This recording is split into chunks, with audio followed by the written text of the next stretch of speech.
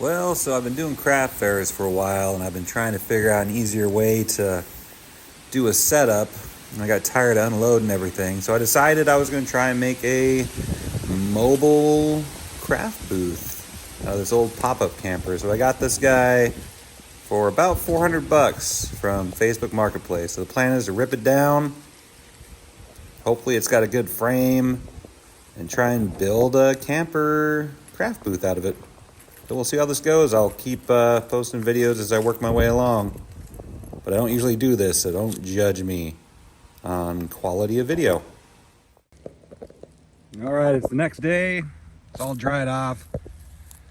Got her moved over here in the shade. It's quite a bit sunny out, so this will be a little bit easier to work on. But the plan is we're going to go through and get everything cleaned off with this bad boy. This is going to take a while.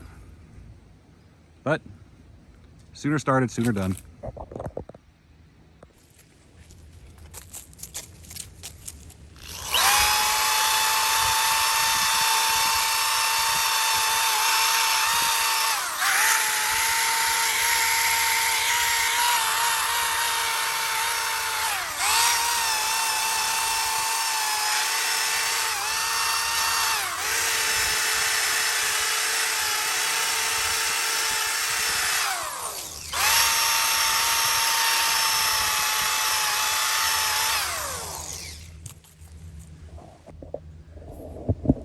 This is going to take forever. And I am not going to make you watch me do all this. So we'll be back when it's done.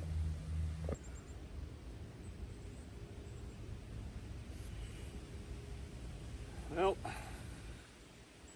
tell you what, this fucking sucks. 4 hours later, I'm right here. Well, it's probably been 2 hours, but it sure fucking feels like 4. Almost halfway. Let me show you what we got going on.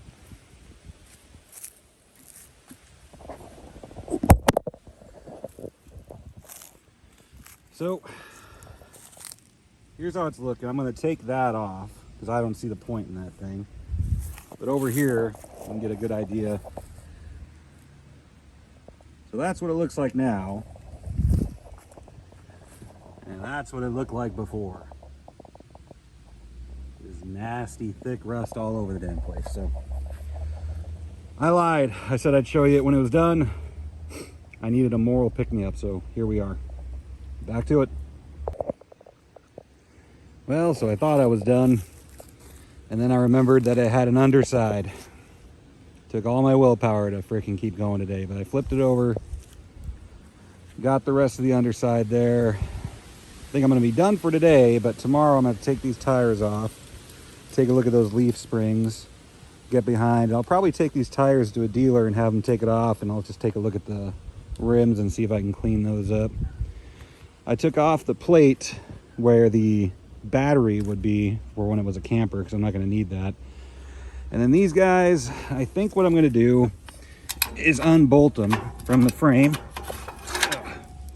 because there's just 2 bolts held underneath here. And then I think I'm just going to soak them in like a 5-gallon bucket with a ton of CLR in it and see if that just pulls everything off, including the paint. And if it doesn't work, then it doesn't work. I can always throw them back on, but I think it'll work. But yeah, it's coming together. Just about done with this part, and then we'll be painting. So I'll see you next time. Okay, so I'm back at it today. I got the trailer flipped back over here. I didn't have to use as much of the Rust-Oleum rust dissolver on the top side as I did on the bottom, because obviously it gets wetter on the bottom there. But I went through, got in the nooks and crannies that I couldn't get with the brush. Got the trailer hitch off, and I ordered a replacement for that. And then these wheels here, they took the tires off. They don't look too bad on this side, but if you flip them over, you know, they're in pretty rough shape. So I'm gonna go through, sand all these down. This one's not too bad. We'll sand them all down, And then I got some paint, some metal paint. We'll throw that on there so these look better. But I'll just use the same thing. I'll use the bristle brush and the corded drill. And we'll get back to it again here. Well, here we go again.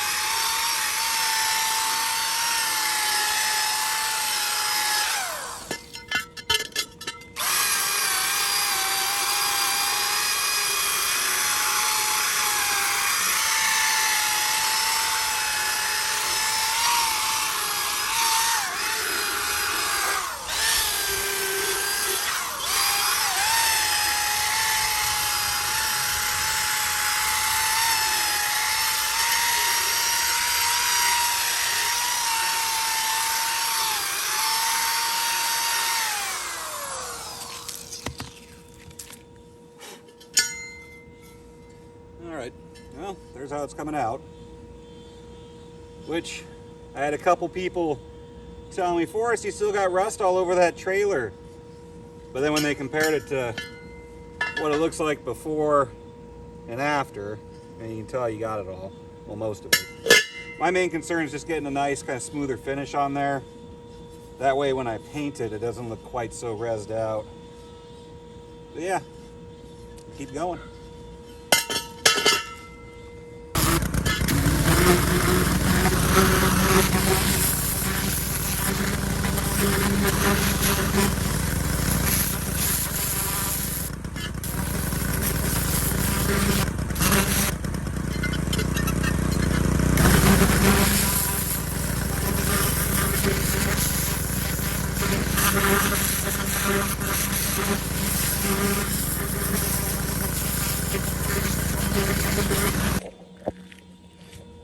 Well, that's what it looks like.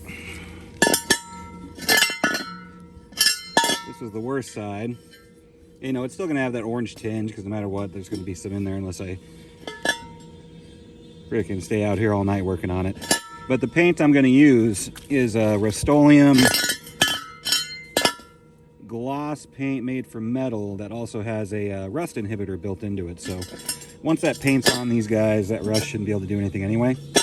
They should look okay. I mean, it's obviously it's going to have some little dents in there and stuff like that in the finish of the paint just because of the roughness of some of these spots still, but they should look pretty good. That one was pretty easy to take care of, so that was nice. Almost made up for the amount of time I spent on that damn trailer. But all right, so let these dry off.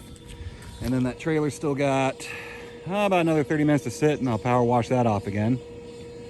And then hopefully I'm 100% done with rust-related stuff, because that would be freaking nice and not have to worry about that again. Okay. So everything's dried off.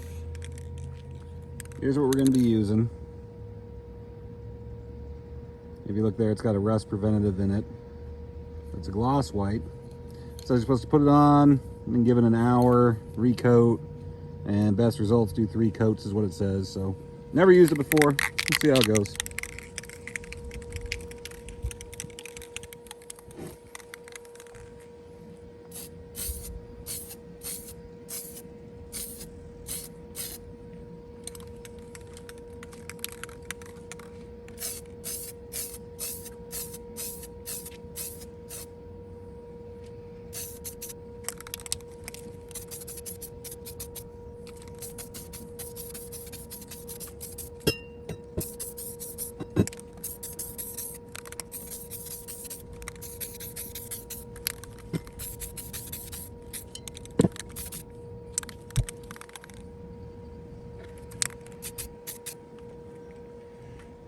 They're just going to do light coats to start with.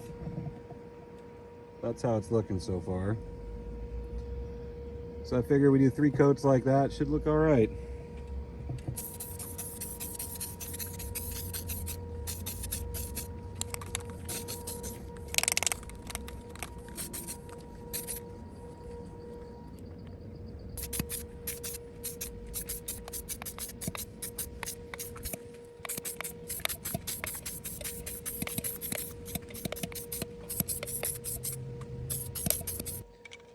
One thing I'm not a fan of is the trigger on this can. I don't know if I just got a shitty one, but after I did the first one of those rims, it started leaking around in here, and I could hear it trying to plug up in there. It almost sounded like a vacuum seal. Paint all over my damn hands now. Probably should have worn gloves.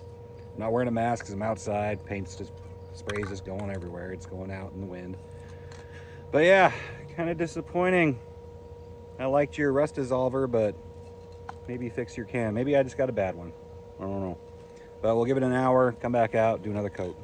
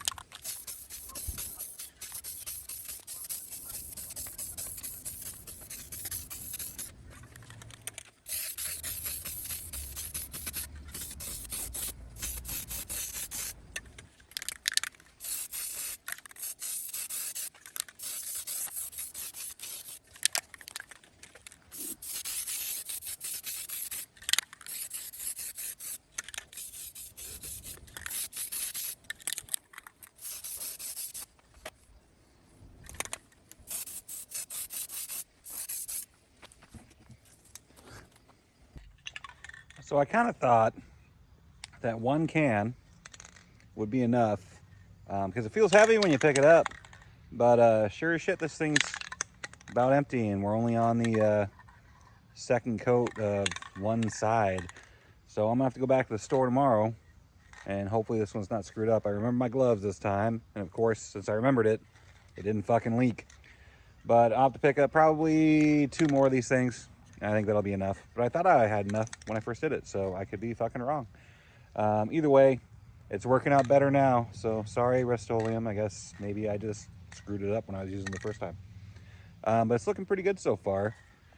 Give you a look here. So this still needs to dry, but this is just 2 coats. And yeah, you can still see, you know, the bumps and everything from where the rust was still on there. But, you know, once I put a 3rd coat on there, that should help protect it some more. So I'm gonna have to leave this for tonight, go get some more cans tomorrow, and then finish it up. I'm actually pretty happy with it. For as much as I bitched about it, I'm pretty happy with how it's coming out so far. So thank you, Rust-Oleum. Please like and subscribe and hit the bell icon and send me free shit. All right, yeah, back to it tomorrow. All right, well, it's all dried off. You can see where you can see the silver, that's that rust dissolver. I know it's not the prettiest thing in the world, but it's got as much rust off this thing as I'm gonna get. So today, I'll be spraying this stuff on there. It's a 2-in-1 Rust Reform and Seal rubberized coating. It says to put 2 coats on there. You don't have to wait very long in between coats. It's only a couple minutes, so, and then an hour afterwards before you can touch the damn thing. So I'm hoping I might be able to get this whole thing done today. But yeah, there's not really any wind, so shouldn't be a pain in the ass to get it done.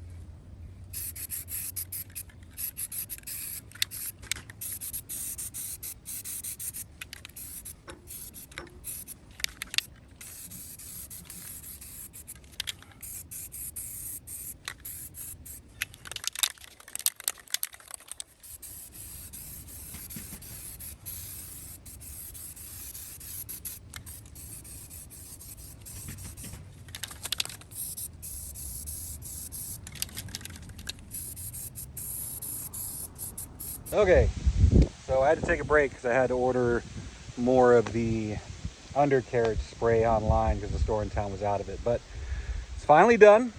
I went and got the wheels mounted, so here's how it looks now. The wheels got a little bit scuffed up when they were mounting them back up, but this is with 3 coats of that rust inhibiting metal spray. So it turned out all right. These are the new wheels. So these cost about 85 bucks a piece here in town, all in. After they're mounted and everything, it ended up being around $250, $275 to have new wheels, get rid of the old wheels, that kind of stuff.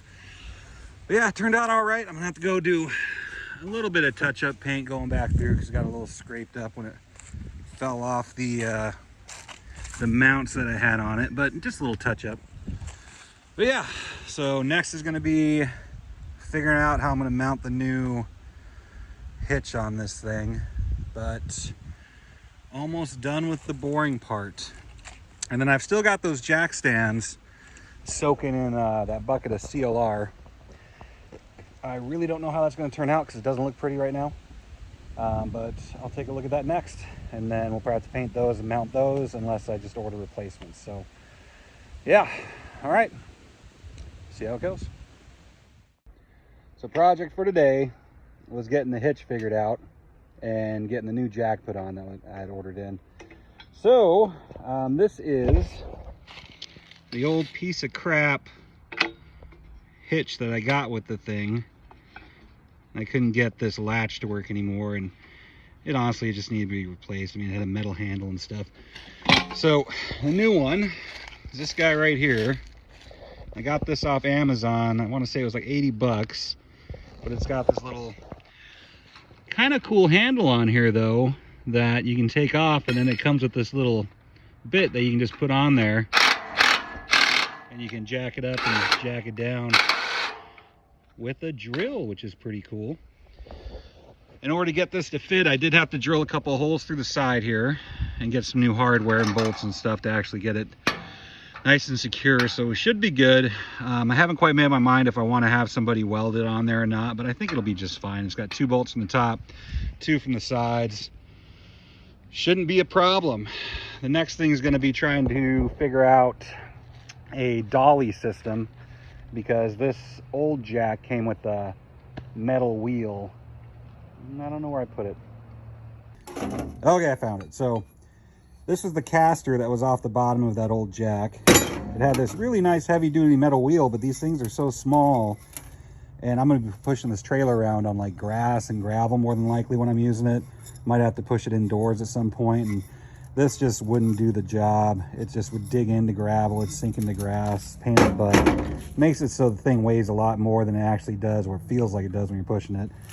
Tried to take this off, but I couldn't, so I ended up having to cut it with the grinder out of the inside. But the plan is to try and rig up some type of axle system and throw a couple lawn tractor wheels on the sides, or wheelbarrow wheels, something like that. So yeah, once I figure that out, we'll get started on it. So I'm trying to keep this detachable, at least I think it'll work. So this is just a piece of galvanized fence post. I cut it down to fit here, and that should fit up in there.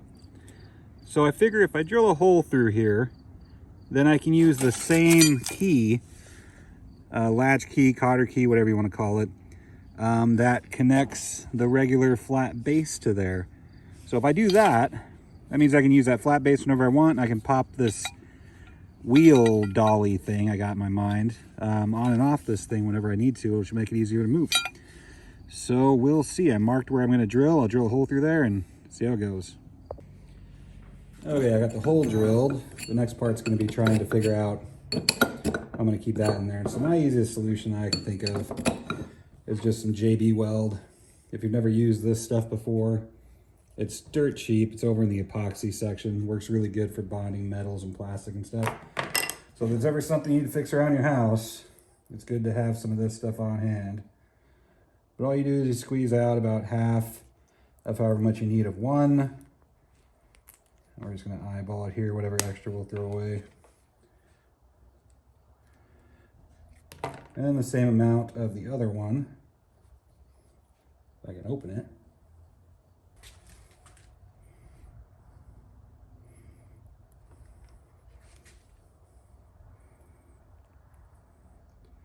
Just a warning though, this stuff does not smell very good.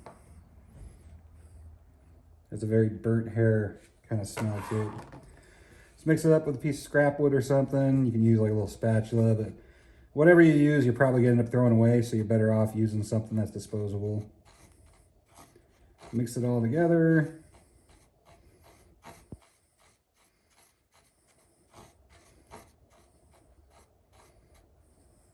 Okay. And it's very gooey.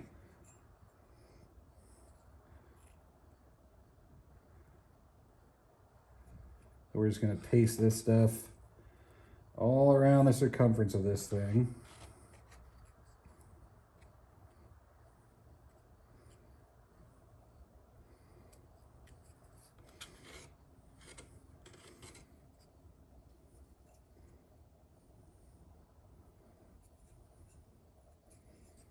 Now we're probably going to have a bead of this come out whenever we push this in, but oh well.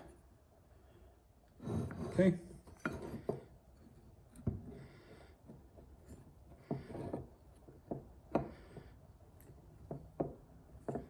All right. I'm just going to go around and push this on here. It doesn't have to be the prettiest thing in the world anyway.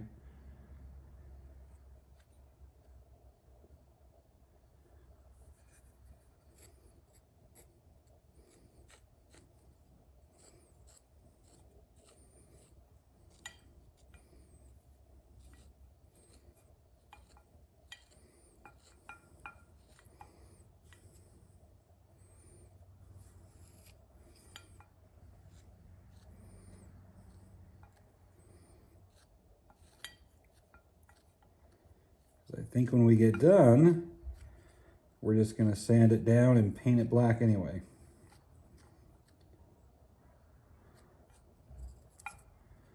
All right. It looks something like that when you're done. Now we're going to leave it alone. Probably let it cure. I think it says that it's good after like 4 hours, but I'm going to let it cure overnight. But yeah, and then this should be pretty well stuck in there.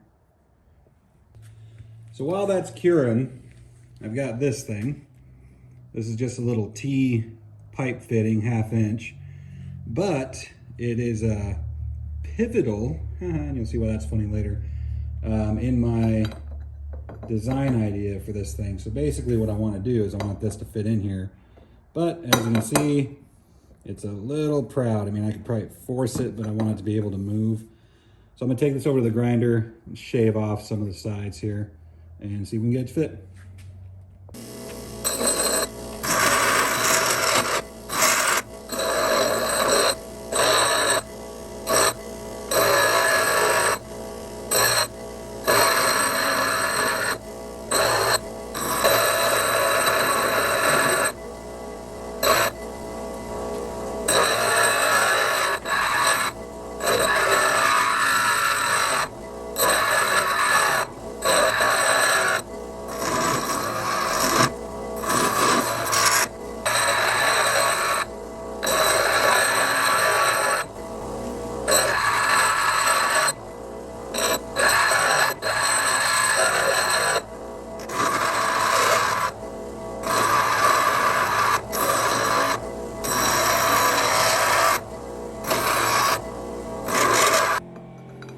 Hey, there we go.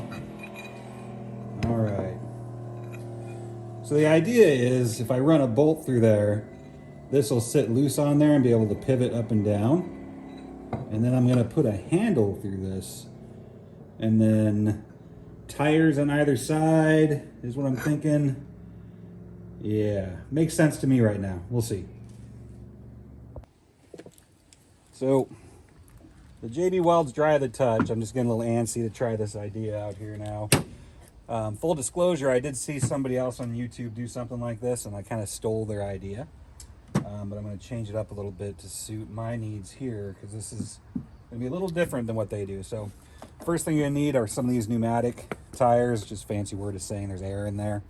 I've got 2 of these. They're 20 bucks a piece at Fleet Farm. And then some 5/8 inch washers, a couple of 5/8 nuts, a couple of 5/8 lock washers, and this is a 12-inch 5/8 inch threaded rod that's gonna fit in between here and kind of function as an axle. And then I've got all this other garbage here that we'll get to later here. And then we've got the little T-joint pipe fitting that I shaved down. So ideally what's gonna happen is we're gonna take this will go through, we'll use washers and nuts and stuff like that, and we'll make our own little axle dolly thing, because I looked online at trailer dollies and it was like 300 bucks for just a manual one that you lug around, and I was like, well, I think pretty sure we can make something for cheaper than that. So first thing I'm going to do then is I'm going to throw a washer on here, a lock nut, and we're just going to do a dry fitting here just to see if this will work. And if it's going to work, then I'll spray paint this thing and make it actually look nice. So nut, or lock washer, washer. Then that's going to go through here. And be careful to keep the stem on the outside so I can air it up whenever I need to. And then it looks like that. And we're going to drop another washer in here. And the whole point of these washers is you've got this bearing inside that needs to free spin. So as long as the weight from when you tighten this up doesn't hit this rim, it should still spin, just like that. All right. Okay, so that part. And then we've got this part that we shaved down that I wanted to fit in here. I'm going to slide that on. So we got that. And then we're going to go with another washer. And then the other tire. Coming together.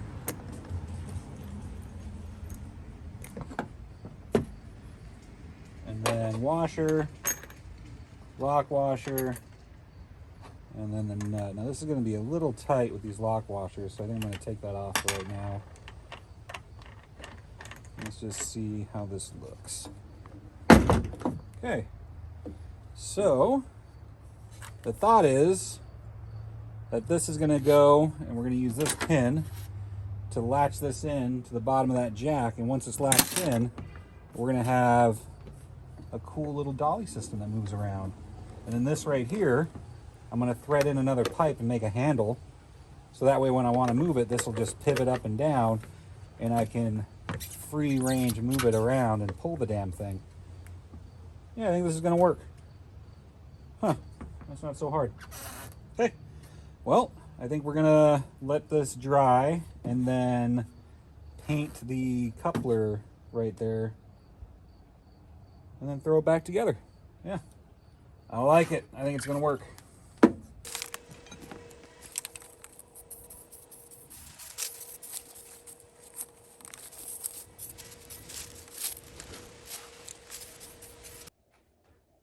All right, so we got this little swivel all painted up. Looks pretty good now. Got all the pieces I need. I'm going to try and throw this thing together again. So 12-inch threaded rod. I think I'm going to try it just with the lock washers because it got pretty tight on space when I tried to throw in the washer also on the outside. We'll still use it on the inside here. So threaded pipe washer. Then after that, should be this with this little T fitting inside. Okay. We should go with another washer, other tire, and lock nut and nut.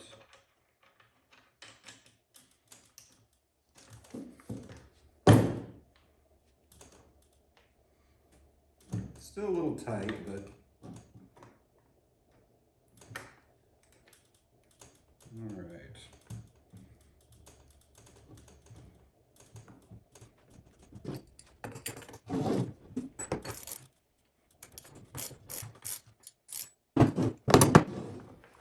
Well, I haven't tightened it all the way up yet, but there it is.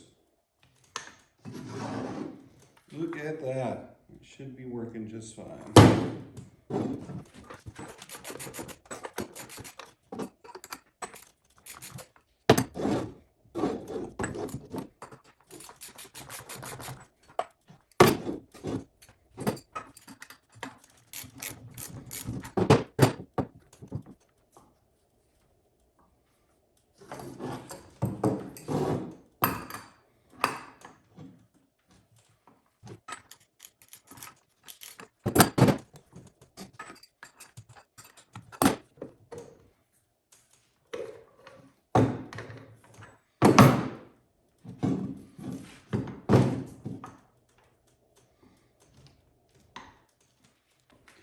Okay, so next thing I had these pieces. So this is a 36-inch, half-inch piece of plumbing pipe. And I got two, I want to say these are 6-inch. One more of these little T's. So this is going to be the handle to move the damn thing. So basically it's going to let me thread into that coupler there. And now I also went and got, I thought about putting the little caps on the ends of these, but then I figured out that you can just go get some bike handle grips from Walmart for like $6. I think they'll work just fine.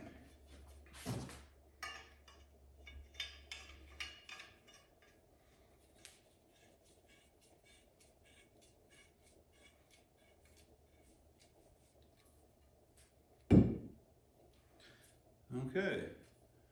Yeah, so basically now you've got this little T-piece that we put in there. So whenever this is hooked up to the trailer, I can just throw this thing on there. And then while you're standing up, you can move it around. I think this is gonna work pretty good. These are gonna be a pretty tight fit. So, whenever you're messing with things like this, putting a door seal back on the bottom of a garage, anything that's a really tight rubber fitting like that, in my experience, just using a little bit of soapy water usually goes a long ways towards making it less of a pain in the ass. Yep, there we go.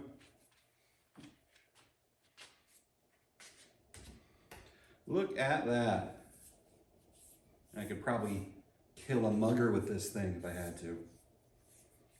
All right. Let's go see what it looks like on the trailer. There it is. So it's just right here, you can take this key out and then this will just slide in, and then whenever I want to, I can always put the original jack stand in there. And then you've got, like we were talking about, this little swivel piece here. And so I can just take that handle, swivel that in there, and move this guy. Which I know doesn't seem like that big of a deal, but when it's got like 2,000 pounds worth of weight on the thing, that's gonna make a difference.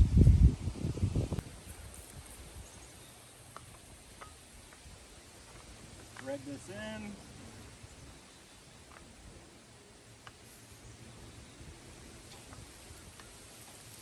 Look at that. That's the pivots. I can swivel this around however I want.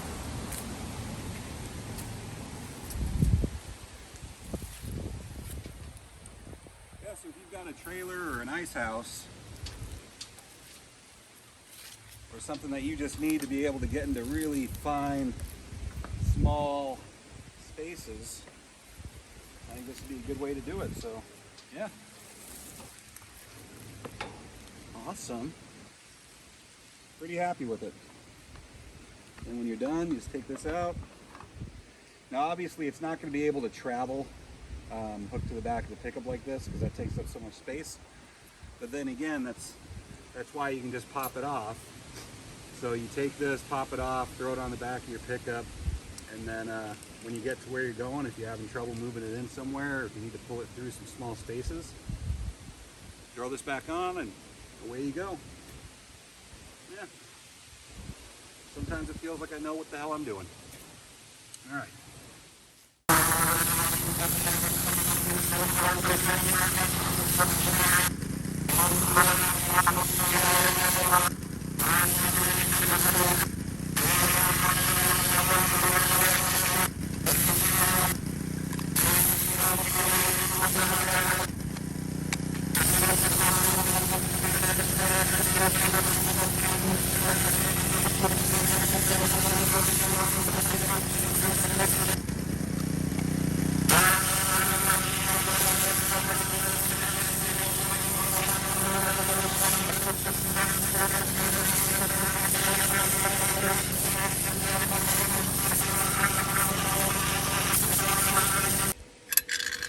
Well, not too shabby.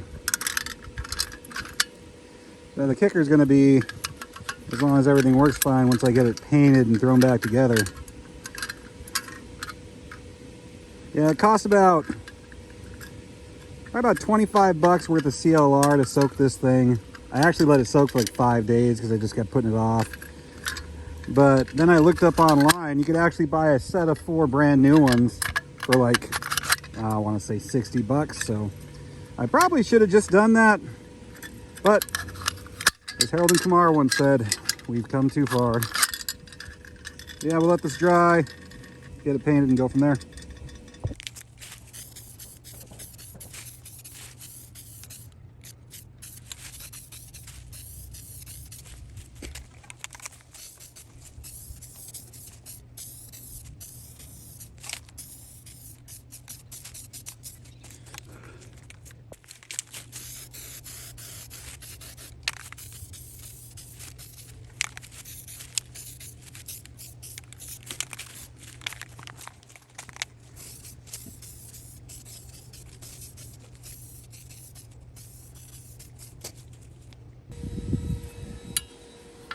Well, there's how they came out. I know they don't look brand new or anything like that, but it's going to get scuffs like that as you use them. But still, 1000% better than it was.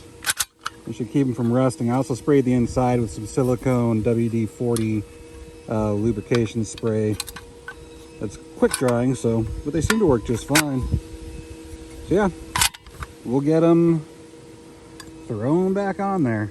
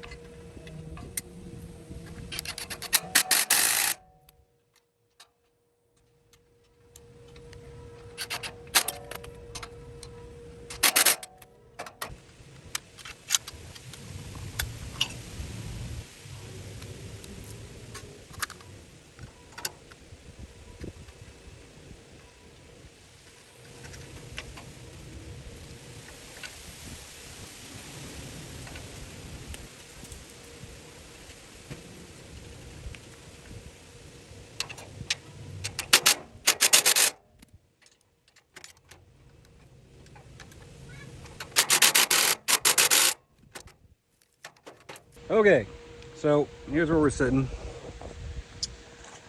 Got all the actual leveling jacks back on. They look all right. It looks like they're gonna work just fine.